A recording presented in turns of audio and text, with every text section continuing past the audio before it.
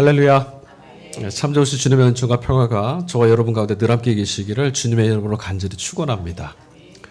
오늘 우리가 시편 말씀 읽었던 것처럼 사람을 의지하려고 몸부림쳐야 되는 그런 삶이지만 여러분은 사람을 의지하는 어리석은 가운데 거하지 마시고 모든 이들을 구원하시는 능히 건져내시는 하나님만 의지하시며 그의 말씀에 붙들려서 하루하루를 구원의 삶으로 살아내시기를 주의 이름으로 간절히 축복합니다.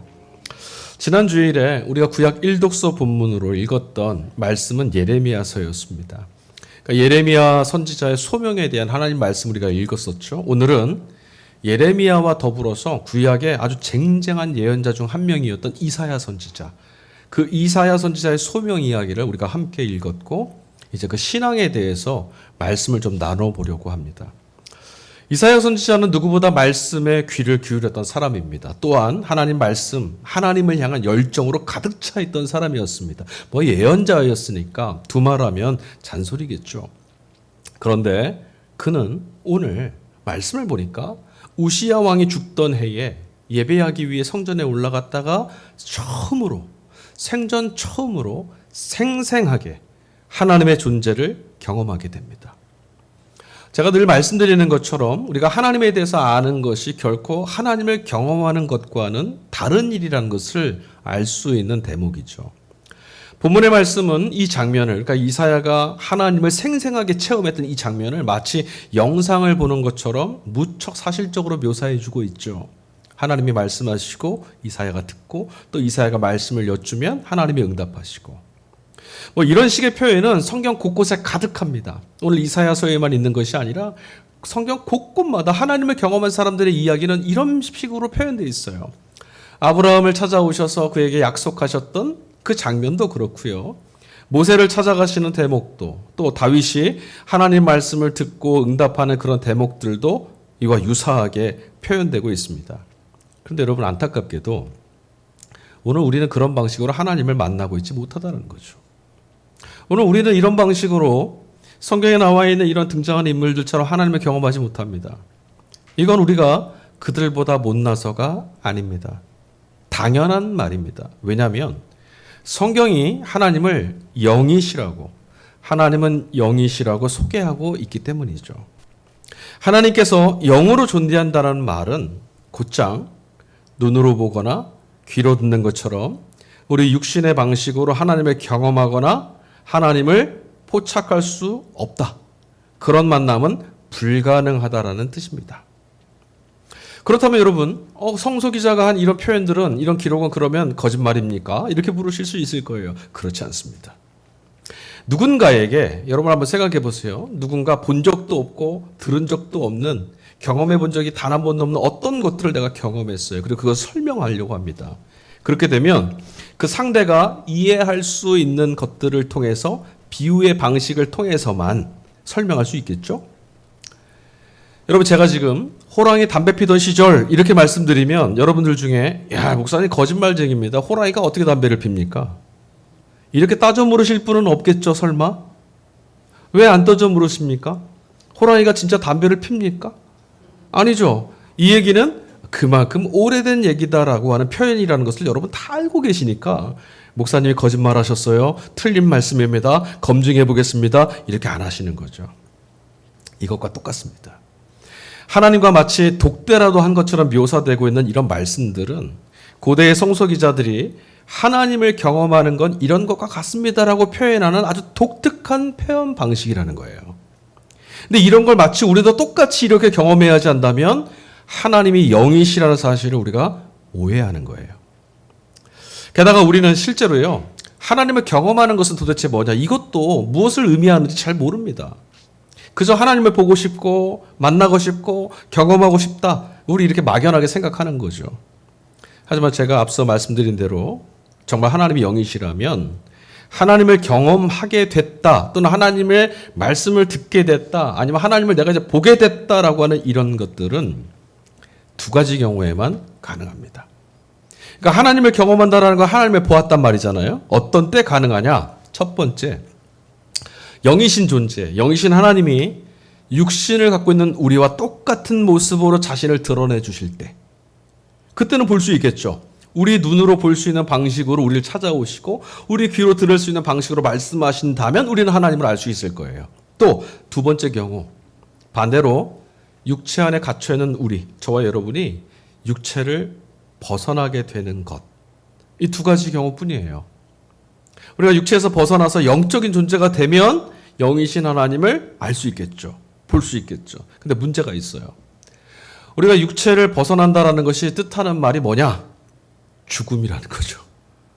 그렇지 않습니까? 우리 그 병원, 영안실이나 장례식장에 가보면 우리가 똑같은 사람인데 누워 있습니다. 안 일어납니다. 육체는 있는데 그 존재는 지금 육체를 벗어났어요. 이걸 뭐라? 죽음이다라고 말한단 말이에요. 그러니까 우리가 하나님의 경험을 말하면 육체의 이 한계를 벗어나야 되는데 죽는단 말이에요. 그러니까 영이신 하나님을 만났다라거나 영이신 하나님을 경험했다라고 하는 이 성경의 말씀들, 우리 입장에서는요, 사실 이거는 대단히 위험천만한 일이 아닐 수가 없어요. 굉장히 아득한 일이에요. 영이신 하나님을 우리가 만나게 됐습니다. 그분을 알게 됐습니다. 그분을 듣게 됐습니다라는 건 죽다 살아난 것과 같은 이야기라는 거죠. 오늘 이사야도 6장 5절에 이렇게 말합니다. 재앙이 나에게 닥치겠구나. 이제 나는 죽게 되었구나. 나는 입술이 부정한 사람인데 입술이 부정한 백성 가운데 살고 있으면서 왕이신 만군의 주님을 만나 뵙게 되었다. 이게 무슨 말이에요? 내가 주님을 만나다니, 주님을 만나게 됐다니 이제 나는 죽겠구나. 이 말인 거죠. 왜 이렇게 고백했냐면 이전까지 성전에 이사야는 늘 오르락내리락 했습니다. 예배드리러. 그때마다 무심히 오고 갔어요. 하나님의 집입니다 했지만 그냥 하나님이 여기 계신 건 한 번도 경험한 적이 없어요. 그냥 하나님의 집이야, 하나님 여기 계시겠지 하고 그냥 왔다 갔다 예배드리고 무심히 오고 갔었는데 오늘 지금껏 내가 그냥 의미 없이 때로는 두려워서 때로는 불평하면서 때로는 아무 생각 없이 오고 갔던 바로 지금 여기 이곳에 하나님이 여전히 늘 함께 계셨었다라는 걸 깨닫게 됐어요. 그러니 이렇게밖에 고백할 수 없었던 거예요. 그때도 하나님이 계셨네. 내가 불평할 때도, 내가 원망할 때도, 내가 시험에 떨어져 있을 때도, 예배드리면서도 불신에 빠져 있을 때도, 아니 그때도 하나님이 여기 계셨다니. 여튼 여러분, 오늘 우리 중에 누구라도, 그 누구도 예언자 이사야가 그날 어떤 방식으로 하나님을 경험하게 되었는지를 정확히 알 도리는 없습니다. 정확히 어떤 경험을 했느냐? 잘 모릅니다. 알 수 없습니다. 다만 분명한 게 있어요. 그것이 무엇이 되었든 하나님을 자신의 운명과 역사 안에 지금 살아계시며 함께 하시는 분이라는 것을 그가 생생하게 경험하게 됐다는 것만큼은 분명해요. 하나님은 정말 살아계셔. 이걸 경험했다라는 거죠. 그러므로 여러분, 우리가 이사야가 지금 경험하고 고백하고 있는 이 하나님이 어떤 분이신지를 알려면 오늘 이 이사야 선지자의 반응과 그의 응답과 그의 고백을 주목하면서 쫓아가야 되는 거예요. 도대체 무슨 경험을 했길래 이렇게 고백했을까? 하나님을 만나게 된다는 것은 그 경험을 한 당사자에게는 그냥 인생 전체, 운명 전체가 뒤바뀔 만한 엄청난 사건이면 틀림없습니다. 앞서도 말씀드렸지만 죽다가 다시 살아나는 일, 그런 정도의 일이니까요. 자, 그런데 오늘 이독서 말씀에 가보면 서신서 말씀에서 죽다가 살아나 인생이 뒤바뀐 그런 사람 한 명을 우리가 마주하게 됩니다. 고린도전서 말씀 읽었죠? 누가 등장합니까? 바울 사도가 등장합니다. 바울 사도가 바로 그런 사람이었어요. 여러분 아시다시피 바울 사도는 그리스도인을 박해하기 위해서 열심을 내던 율법주의자였습니다. 그랬던 그가 지금 어떤 사람이 되어 있냐? 그 예수를 그리스도라고, 하나님이시라고, 하나님이 보내신 하나님의 아들이시라고 증언하는 사도가 됐다라는 거예요. 인생이 완전히 뒤바뀐 거죠, 지금. 박해하던 자가 옹호하는 자가 됐고. 그는 오늘 이 고린도 교회를 향해서 써보냈던 이 편지 안에서 자신을 소개하는데 뒤바뀌어버린 자신을 어떤 존재를 소개하느냐. 내가 이만한 사도가 됐습니다. 이렇게 하지 않고요. 이렇게 소개합니다. 나는 사도들 가운데서도 가장 작은 사도입니다. 심지어는 어떻게까지 말했냐면 이렇게도 말하더라고요. 나는 달이 차지 못해서 태어난 자와 같습니다. 무슨 말일까요? 달수가 다 차서 태어나야 되는데 나는 달도 미처 채우지 못하고 태어난 사람과도 같습니다. 무슨 뜻이죠? 나는 모자란 사람입니다. 형편없는 사람입니다. 부족하기 짝이 없습니다. 이렇게 말하고 있어요. 여러분, 이런 말을 지금 바울이 다른 사도들에 비해서 자존감이 떨어져서 그냥 빈말을 한다 이렇게 들으시면 곤란해요. 사실 바울은요, 신약 성경의 대부분을 기록했을 뿐만 아니라 오늘 기독교의 교리 또 기독교의 토대를 세웠을 만큼 위대한 사도였습니다. 바울 사도가 빌립보서 3장 4절과 6절에 이런 말을 합니다. 하기야 나는 육신에도 신뢰를 둘 만합니다. 다른 어떤 사람이 육신에 신뢰를 둘 만한 것이 있다고 생각한다면 나는 더욱 그렇습니다. 나는 난지 8해 만에 할례를 받았고 이스라엘 민족 가운데서도 베냐민 지파이며 히브리 사람 가운데서도 히브리 사람이고 율법으로는 바리새파 사람이요 열성으로는 교회를 박해한 사람이요 율법의 의로는 흠잡을 데가 없는 사람입니다. 대단한 거죠. 완벽해요. 하지만 지금 바울은 그리스도를 사건으로 경험한 이후에 이 모든 것이 쓸모없다라고 말하는 겁니다. 자랑을 못하겠다. 오히려 부끄럽다. 이게 어떤 것 같으냐면요, 여러분, 죽을 병에 걸렸다가 살아난 사람이 있다고 한번 생각해 보세요. 여러분이 불치병에 걸려서 선고를 받아서 정말 오늘 내일 하다가 정말 기적같이 낫다고 한번 생각해 보십시오. 자, 그 다음 어떻게 사실까요? 여러분 눈에, 여러분 관심에 뭐가 보일까요? 가끔가다 TV에 보면요, 건강 정보에 관한 이런 방송 프로가 나오는데 간증하시는 분들이 나와요. 무슨 암에 걸렸다, 무슨 암에 걸렸다. 그런데 기적같이 나왔다면서 비법을 가르쳐 줍니다. 그런 분들의 이야기를 들으면요, 하루 24시간 이 암을 극복해서 건강을 유지하는 거에만 관심을 쏟는 것 같아. 그렇지 않습니까? 먹는 거, 식습관, 시간까지 정해가면서. 죽다가 살아난 사람, 죽을 병에 걸려다 나은 사람에게는 무엇이 관심사일까요? 건강이죠. 그것밖에 안 보여요. 이전까지 쫓아다녔던 모든 것들을 다 버려버리고 건강 하나만 붙들고 사는 거예요. 그것처럼 똑같아요. 지금 바울에게는 자기 자신을 포함한 그 어떤 것도 그리스도 외에는 아무것도 의미가 없어졌어요.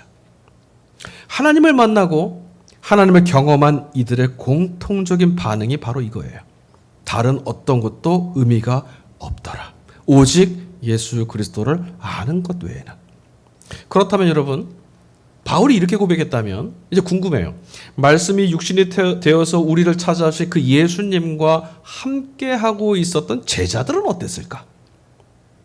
바울은 예수님을 직접 뵌 적이 없어요. 그런데도 성령을 통해서 다백색 도상에서 예수 경험을 한 이후에 이렇게 뒤바뀌었어요. 그런 예수님과 동고동락했던 제자들은 어땠을까요? 자, 오늘 복음서 말씀이 바로 그 장면을 우리에게 보여줍니다. 오늘 우리가 읽었던 누가복음 말씀은 지난주에 읽었던 누가복음 4장 말씀에 이어지는 대목이에요. 고향 사람들이 예수님을 어떻게 했나요? 칭송해주고 떠받들어주고 인정해주고 그랬나요? 아니죠. 예수님을 박해하고 위협하고 내려깔고 조롱했습니다. 그들의 위협을 피해서 예수님께서 나사렛을 떠나서 갈릴리 지역을 여러 회당을 도시면서 전도하셨어요. 앞에 말씀을 보면 그렇게 나옵니다. 그런데 그 주님이 오늘 말씀 시작이 어떻게 되어 있냐면 게네사렛 호숫가에 계셨다. 게네사렛 호숫가는 바로 갈릴리 호수입니다. 바로 그곳에 예수님이 계셨던 거예요. 머물러 계셨어요. 호숫가에. 회당이나 성전에 가보면요, 마치 자기만 우월하고 자기만 거룩한 것처럼 어깨에다 힘 잔뜩 주고 나는 존귀하고 거룩한 사람이야 으스대는 존재들이 있었어요. 어떤 사람들이었을까요? 제사장, 바리새인 이런 사람들이죠. 야, 이것도 모르냐? 하나님 말씀 이런 것도 못 지켰느냐? 책망하면서 자기들은 무척 거룩한 것처럼 대했던 그런 사람들이 있었는데 예수님이 이들과 좀 달랐어요. 오늘 이곳에서도 예수님이 하신 일이 있습니다. 주님이 이 갈릴리 호숫가를 다니시면서 무엇 하셨냐면 오직 하나님 말씀만 전하셨어요. 그 일만 하셨거든요. 그럼 우리는 무엇을 알 수 있느냐? 예수님이 어떤 분이시냐? 언제나 하나님 말씀을 필요로 하는 사람들을 곁으로 달려가시는 분. 말씀이 필요한 이들이라면 누구라도 그들의 삶을 찾아가시는 분이 바로 예수님이라는 거예요. 그러니까 성전에 앉아서 폼 잡고 있는 게 아니라 정말 하나님의 위로를 들어야 되고 하나님의 소망의 메시지를 들어야 될 이들이 있다면 그가 누구라도 찾아가셨다라는 거예요. 그래서 우리에게 소망이 있고 위로가 되죠. 예수님이 저와 여러분의 이 깨진 삶에도 찾아와서 위로해 주시고 힘이 되실 테니까.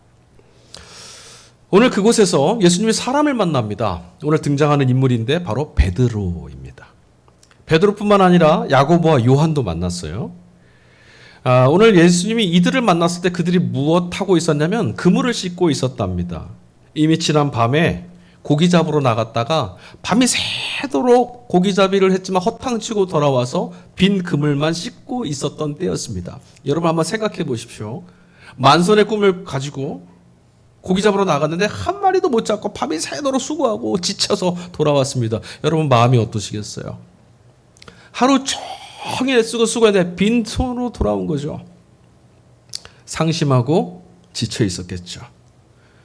그 지친 모습을 상상하셔야 돼요.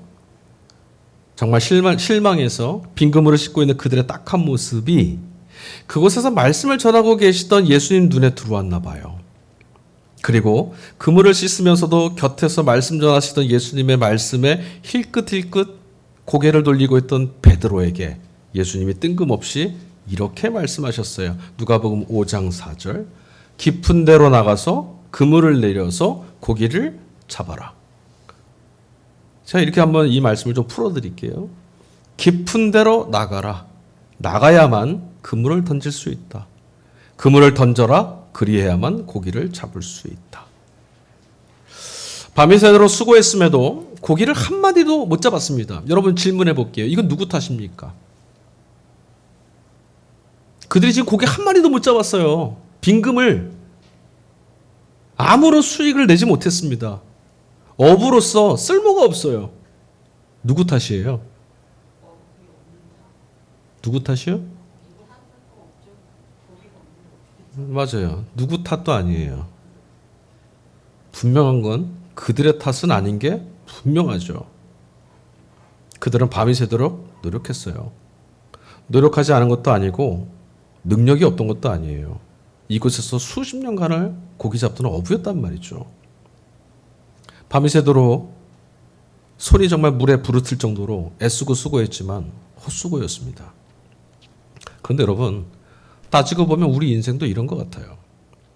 정직하게 땀 흘리고 수고했고 노력했어요. 하지만 그렇다고 해서 늘 인정받는 건 아닌 것 같고 늘상 그 일 뒤에 행복이 따라오는 것도 아닌 것 같아요.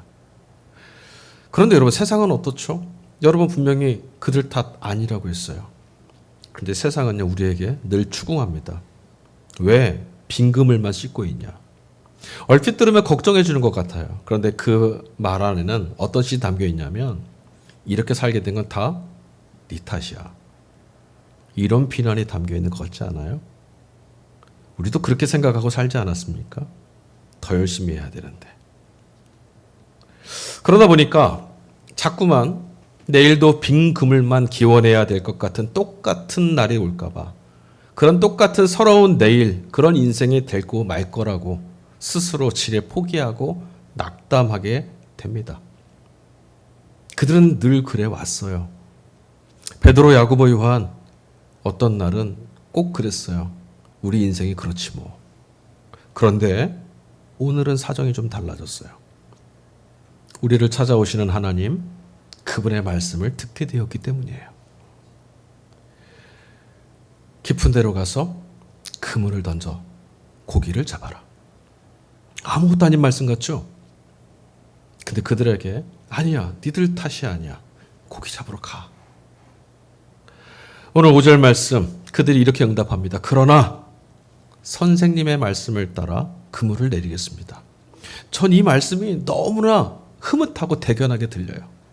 주님을 만나고 그분으로부터 들은 이 한 말씀 때문에 그들이 놀라운 변화를 갖게 됐어요. 세상의 강요, 부정적인 스스로의 생각에 속절없이 휘둘렸던 그들이 힘을 다해서 주님의 말씀을 듣고 힘을 다해서 그러나라고 응답하고 있잖아요.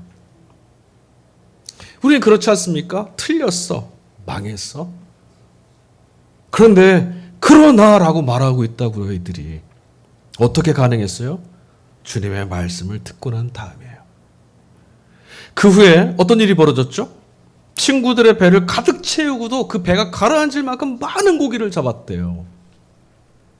그런데 여러분 이 본문의 말씀은 우리에게 참 이상한 생각을 갖게 해줍니다. 왜냐하면 말씀에 응답해서 고기를 많이 잡게 됐으면 얼마나 신납니까? 자연스러운 그 다음에 반응은 어떤 반응이어야겠어요, 여러분? 예수님께 가서 야 정말 신통하시고 대단하십니다. 우리하고 동업하시죠. 어떻게 고기를 잡게 될 때를 어떻게 아시고 이때 들어가서 고기 잡으라고 제가 많이 쳐줄 테니까 전속 계약합시다. 뭐 이렇게라도 할 텐데 아니면 하다못해 참 감사합니다. 그렇게 인사라도 해야 되잖아요. 그런데 베드로의 시선은요 잔뜩 잡은 고기에 가 있지가 않아요. 베드로의 시선은 주님께로 향하고 있습니다. 그래서 무태 오자마자 그가 이렇게 주님께 응답하죠. 8절입니다. 주님 나에게서 떠나 주십시오. 나는 죄인입니다.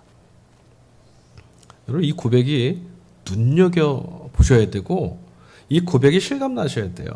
오늘 전체 성설과 본문이 이 얘기를 하고 있거든요. 이사야도 그랬잖아요. 하나님 만나고 뭐라고요? 내가 죽게 생겼다. 여러분 이 고백을 베드로에게 너무나 놀랍고 중요한 고백입니다.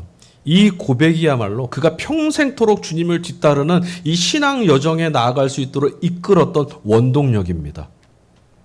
여기가.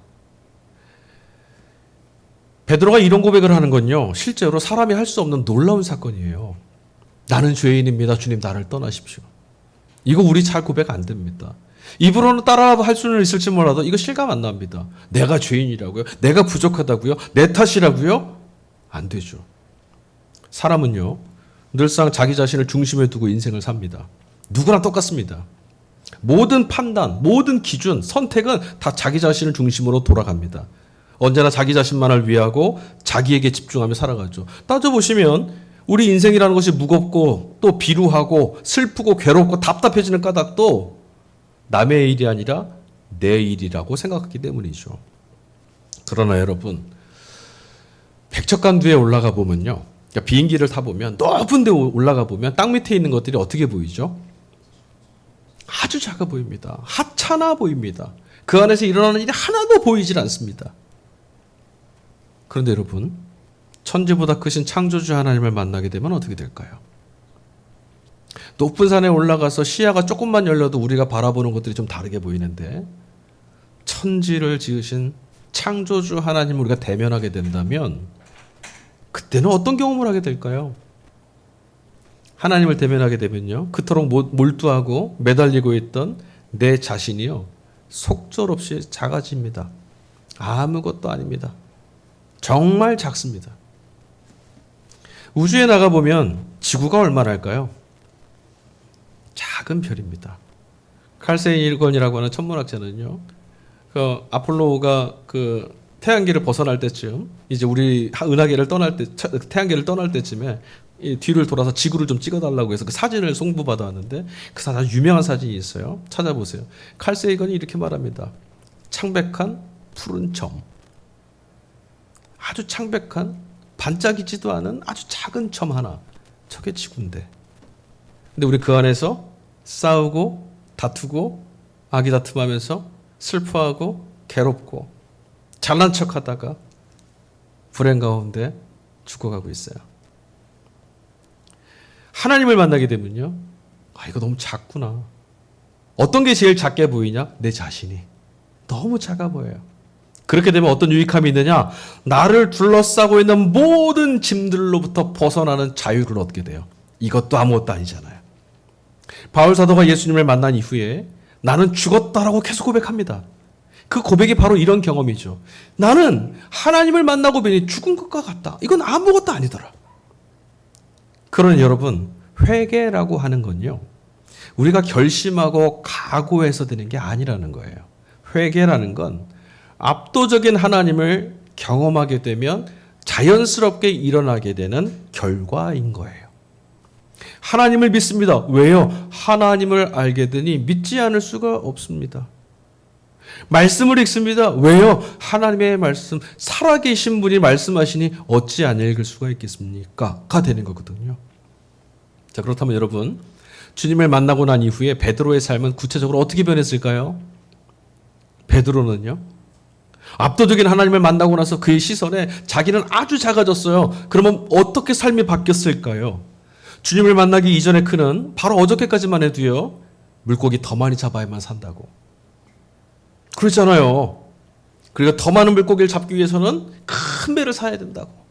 그물도 더 많이 가져야 된다고. 많은 인부도 좀 고용해서 큰 배를 만들어야, 사업체를 그렇게 불려야만, 그렇게 해서 많은 걸 가져야만 살 수 있다라고 하는 방식에 매달려 살아왔었어요. 그래서 어떻게 되느냐? 물고기를 못 잡으면 괴롭고, 그물만 기우며 살아가야 되는 오늘은 불행하다. 이렇게 생각하며 살았죠. 그런데 참빛 대신에 예수님을 만난 이후에 삶을 바라보는 그의 지향은 완전히 달라졌습니다. 어떻게 달라졌느냐? 오늘 11절 말씀에 이렇게 누가가 보도합니다. 그들은 배를 무태 댄 뒤에 모든 것을 버려두고 예수를 따라갔다. 우리가 항상 부딪히는 구역이죠. 모든 것을 버려두고. 우리는 모든 것을 얻으려고 예수님을 찾아가는데 지금 이들이 어떻게 했냐면 모든 것을 버려두고 주를 따라갔다. 자신 앞에 엎드린 베드로를 향해서 예수님이 첫 번째 하신 말씀이 뭐죠? 10절 말씀에 회개한 이에게 뭐라고 말씀해야겠습니까? 여러분 누가 회개합니다. 그럼 뭐라고 말하겠습니까? 예수님은 베드로에게 죄짓지 마라 말씀하시지 않았어요. 뭐라고 말씀하셨죠? 두려워하지 말아라. 왜요? 왜 두려워하지 말라고 하셨죠? 회개하고 있는데 신앙으로 믿음으로 살겠다고 하면 다시는 죄짓지 말고 하나님 믿으며 살아라 이렇게 될 것 같잖아요. 근데 예수님이 첫 번째 하신 말씀은 두려워하지 말아라. 왜 그럴까요? 뭘 두려워하지 말라는 걸까요? 주님을 경험하고 보니까 그물을 내리면서도 그 전까지는 또다시 비어 있으면 어떡하지? 한숨 쉬으면서 어찌해서는 이 그물을 채우려고, 어찌해서는 고기를 얻으려고만 몸부림치던 그가 어떻게 했습니까? 마침내 버려둘 수 있는 자, 그물을 버려둬도 되는 자, 이것 없어도 되는 자, 자유를 얻게 됐어요. 이것 없으면 안 된다는 것에 늘 내몰려 살았는데 아니야, 그것 아니어도 괜찮아. 자유를 얻게 된 거죠. 이게 바로 예수님을 만난 이들이 고백하는 회개예요. 회개는 뭐냐? 삶의 방식이 바뀌는 거죠. 그런데 여러분 이런 회개라는 것이, 이런 자유라는 것이 그냥 쉽게 이루어지냐? 아닙니다.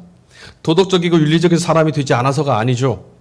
주님을 만나고도 우리는 여전히 이 장면에서 자칫 그물과 배를 송두리째 뺏길지도 모르고 잃어버릴지도 모르고 그렇게 되면 죽을지도 모른다고 하는, 이걸 얻지 못하면 죽을지도 모른다고 하는 두려움에 사로잡히게 되고 그 때문에 회개에 이르지 못해요. 무엇 때문에요? 주님이 찾아오셔도, 말씀이 우리를 찾아와도 여전히 우리가 회개하여서 하나님의 나라를 실감하며 살아가지 못하는 이유는 바로 이 두려움 때문이죠. 그래서 주님 말씀하신 거예요. 두려워하지 말아라. 그러니까 우리 신앙의 정말 그 분투의 쟁점은 뭐냐? 두려움과 싸우는 거죠. 여러분 오늘 우리의 신앙은 어떤 모습일까요? 직업, 맡고 있는 일, 그리고 인생 안에서, 그리고 무엇을 지향하면서 오늘 우리는 살고 있습니까? 무엇을 추구하며 무엇을 바라고 달려가고 있죠? 예수님을 믿는다는 것은 그분 안에서 하나님을 지금 여기에 살아계시는 분으로 경험하고 이제는 그러므로 그분을 뒤따르며 제자라는 이름을 걸고 살아간다라는 뜻일 수밖에 없어요. 그렇다면 오늘 우리가 베드로를 통해서 보게 된 것처럼 제자로 살아가는 삶, 하나님을 믿으며 살아가는 삶, 하나님의 은혜를 받으며 살아가는 삶, 하나님이 우리를 구원하시는 그 구원을 실감하며 누리며 살아가는 삶이란 뭔가를 더 쌓아야 되는 방식의 삶이 아니라 오히려 버리고 빼는 것이 익숙해지는 삶이어야 된다는 거예요. 그게 자유로워져야 된다는 거죠. 그러려면 어떻게 됩니까? 소유를 강요하고 있는 이 세상을 가로질러서 자꾸 내 것이 아니다, 하나님 것이었다라고 하는 이 믿음의 고백이 우리 안에 사실이 돼야 되고 익숙해져야 돼요. 그래야만 우리는 버릴 수 있어요. 내 것이라 생각하는 순간 못 버립니다. 무섭습니다. 과연 여러분 우리가 버리는 것에 자유롭습니까? 이것 아니면 안 되고 저것을 해내야만 한다고 이 조급함으로부터 있으면 좋고 없어도 아니어도 괜찮다 싶을 만큼 우리의 마음은, 우리의 영혼은 가벼워져 있는가? 그리고 혹시나 여러분 우리 신앙조차도 성공하고 출세하고 많은 이들에게 영향력을 끼치고 더 많이 가지고 쌓고 소유하는 것, 이것으로 채워가려고 하는 것은 아니었는지 오늘 좀 자문해 봤으면 좋겠습니다. 여러분, 예수님께서는 우리를 사업가로 부르시지 않았어요. 예수님은 우리를 유명인으로 부르시지도 않았고, 예수님은 우리를 능력 있는 어떤 사람으로 불러내시지 않았습니다. 주님은 우리로 하여금 오늘 베드로에게 말씀하신 대목처럼 사람을 낚는 일에 부르셨어요. 그래서 여기서도 오해를 하더라고요. 그 사람이 누구죠? 이 사람 낚는 일에 우리 모두 부름을 받았어요, 예수님께로부터. 그럼 여러분은 어떤 사람을 낚으시려고 하고 있죠? 이 사람 안에는 여러분 우리 자신도 포함되어 있습니다. 그러니까 예수님을 만난다라는 것은 인생을 길어 올리는 일에 부름을 받았다라는 뜻이에요. 내 인생을 죽음에서부터 생명으로 길어 올리는 일에, 그리고 그것을 통해 다른 어떤 이들의 삶도 죽음에서 생명으로 길어 올리는 일에 부름을 받은 게 우리라고요. 그럼 여러분, 우리는 어떻게 해야 됩니까? 다시 본문으로 돌아가 볼까요? 삶에 지쳐 있었던 이 베드로 일행에게 주님께서 하신 말씀이 뭐였습니까? 맨 처음 하셨던 말씀, 깊은 데로 나아가라, 그리고 고기를 잡아라, 이거였죠.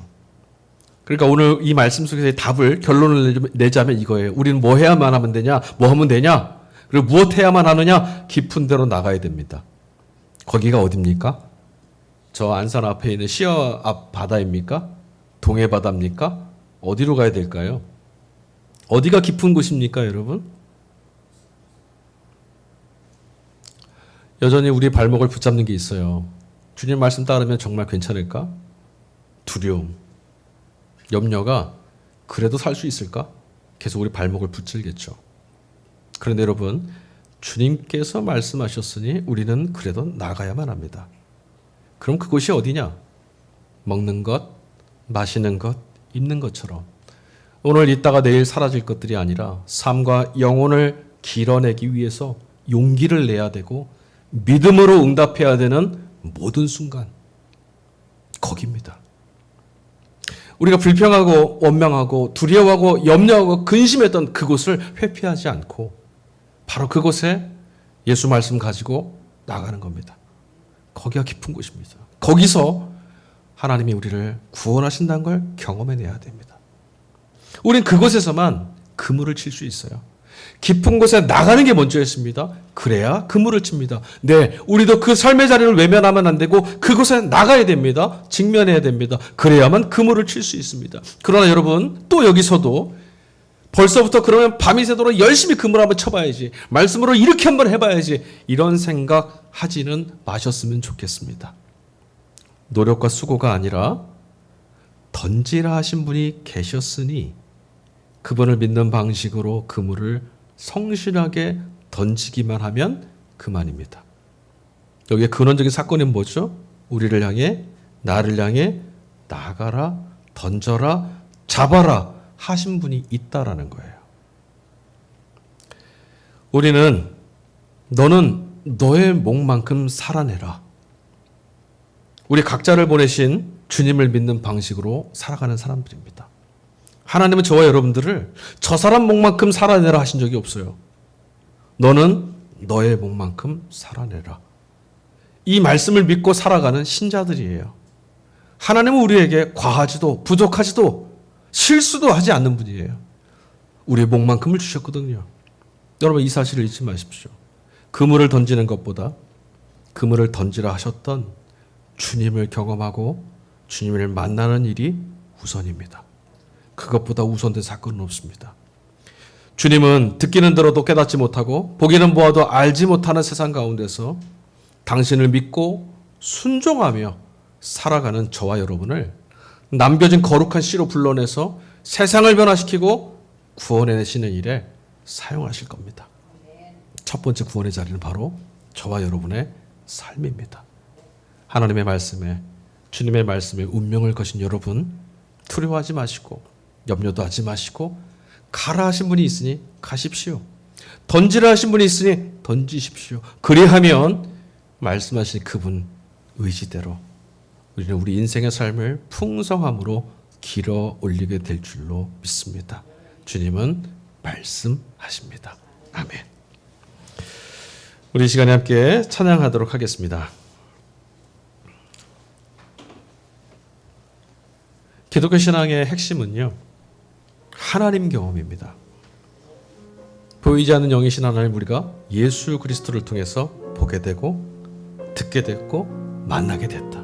그래서 여러분, 우리는 예수님을 내 인생의 깊은 곳에서 사건으로 경험하는 것, 이것 말고 다른 어떤 것도 주목할 게 없습니다. 깊은 곳, 우리 각자에게 주어진 깊은 곳이 다 다르죠. 인생이 다르고 염려하고 실망했던 곳이 다 다르니까 그곳에서 예수는 나의 하나님이시더라고, 그분은 나의 그리스도이시더라고, 내가 하나님을 보았다라고, 나의 영혼과 나의 삶과 나를 둘러싼 모든 문제가 아주 작아지고 그분의 영광만이 보이는 경험, 이게 기독교 신앙의 핵심이고 바로 여기에 생명이 담겨 있는 거죠. 이사야 선지자가 고백했던 하나님을 만났을 때의 이 고백을 우리도 찬양으로 오늘 이 시간에 함께 고백하도록 하겠습니다.